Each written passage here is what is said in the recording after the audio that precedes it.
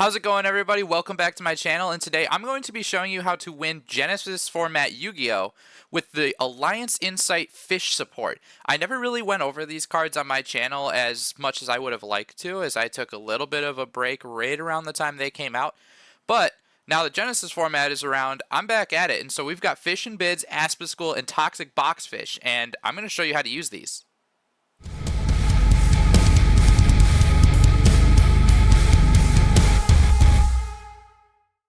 Before we can understand how to use these cards in order to win, we need to understand exactly what these three cards each do. Aspaschool is a level 4 water fish effect monster. When this card is normal summoned, you can special summon one level 6 or lower fish monster from your hand in defense position, but banish it when it leaves the field. If this card itself is banished, you can special summon this card in defense position. You can only use each effect once per turn. Toxic Boxfish is a level 4 water fish synchro effect monster. It requires one tuner and 1+ non-tuner monsters. If this card is synchro summoned, you can target one card in either graveyard, banish it. If this card is banished, you can target one face-up card your opponent controls, negate its effects until the end of this turn, and of course those are both hard once per turns. Fish and Bids is our spell card. At the start of your main phase 1, banish one card from your hand. This banishes for cost. Your opponent can then banish 2 cards from their hand. If they do not, you can then apply this effect. Take 2 fish monsters from your deck and either banish both or send both to the graveyard. Also, you cannot special summon for the rest of this turn except fish monsters. Now that we know what these 3 cards do, we can start talking about how to use them with other cards in the deck. Let's take Fish and Bids for our first example.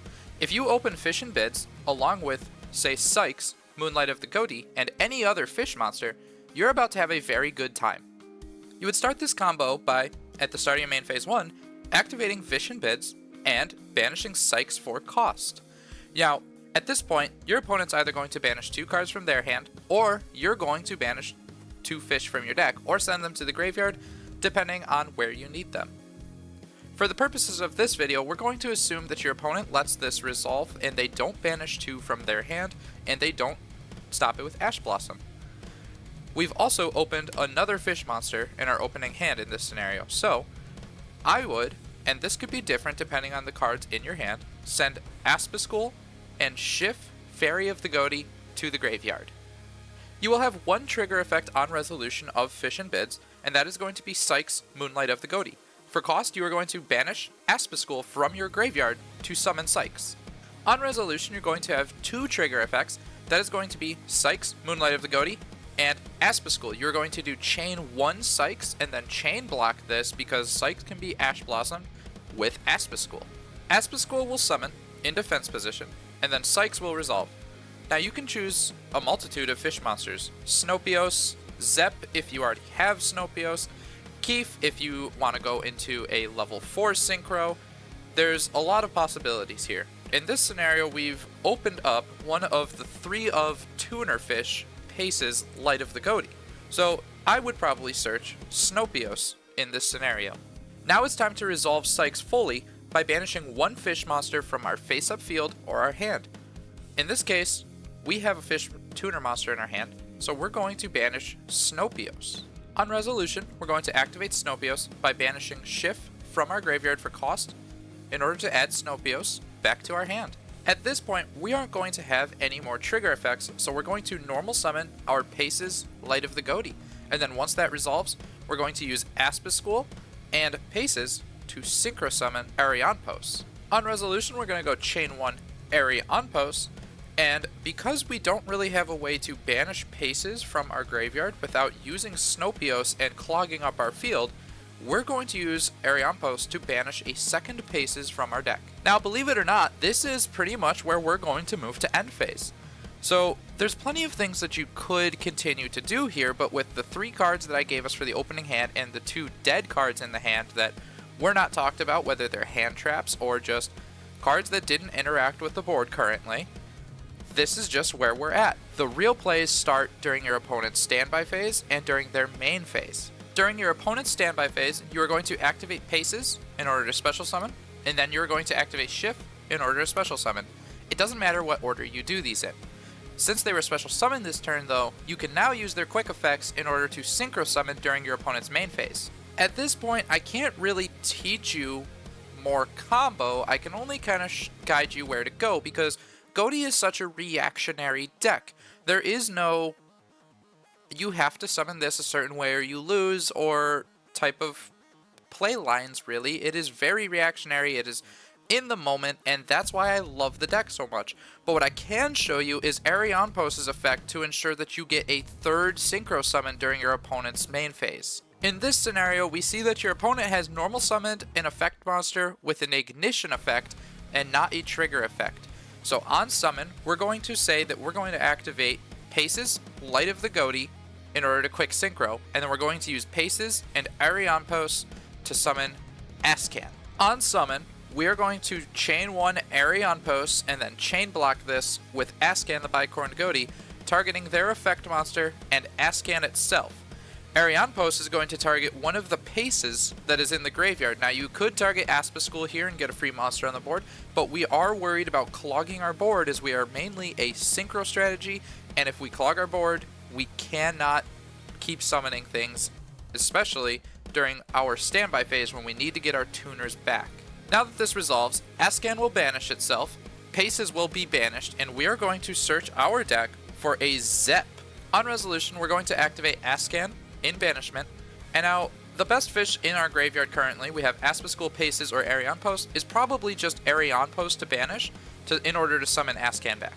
Now we're at the point where Ghoti of the Deep Beyond is a possibility, and we can banish the entire board and have no repercussions to ourselves, because we do still have Snopios and Zep in our hand. So we still have another, at the very least, level 8 synchro monster that we can make after using Ghoti of the Deep Beyond. Now, of course, there are so many different ways in this deck that you can execute almost this exact same combo with different fish. So I very much so encourage you to run this combo with different opening hands, run it with just different monsters, and see where it gets you. It can just be different, exact same end board, or exact same with a different end board.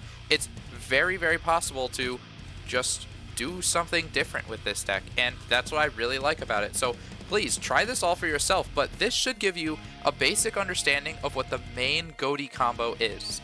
Now that we understand the main Ghoti combo, we can start talking about some of the more nuanced play lines that involve, say, Toxic Boxfish.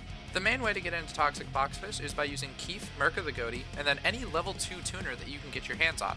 Toxic Boxfish can very well be used as an interrupt on your opponent's turn to banish something from their graveyard, but most of the time that I've played it, it's just to set up an Arianpos during the opponent's turn when I couldn't quite get there with the other cards in my hand.